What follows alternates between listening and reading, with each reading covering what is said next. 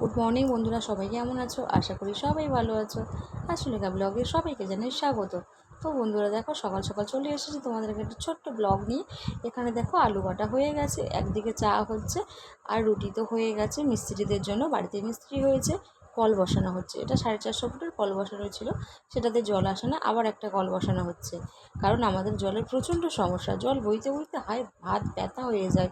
আর প্রচুর জল লাগে একটা বাড়িতে, নিশ্চয়ই জানো সারাদিনে কতটা জলের প্রয়োজন। টাইম বলে তো জলই আসে না, সেই কারণে আবার নতুন করে আমাদের কল বসাতে হচ্ছে। তো যাই হোক, তোমরা যারা ভিডিও দেখো রেগুলার, আমার শর্ট ভিডিও দেখো, তারা ব্লগটা দেখো প্লিজ। প্রতিদিনই ব্লগ দেবো। আমার ফোনটার সমস্যা হচ্ছে গো, আর ব্লগের জন্য আমি দিতেই পারিনি এতদিন। যাই হোক, ব্লগ তো দিতে হবে না। যাই হোক, তোমরা সবাই ব্লগ দেখো, লাইক কমেন্ট শেয়ার করে দিও।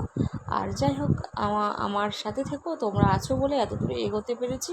তোমরা সবটা দেখবে এবং লাইক কমেন্ট শেয়ার করে দেবে। যারা নতুন বন্ধু আছে তারা সাবস্ক্রাইব করে দিও, আর আমার পাশে থেকো। দেখো রান্না বান্না হচ্ছে এখানে, আলুর তরকারি। দুপুরে রান্না হলো চিকেন আর আলু ভাজা, ডাল আর মাছের ঝাল।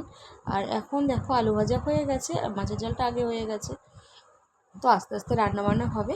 আর আমাদের বাড়িতে দেখো প্রচণ্ড কাজের জন্য তো জিনিসপত্র এলোমেলো, ঘর বাড়ি মানে কি বলবো, কেমন একটা হয়ে গেছে যেন।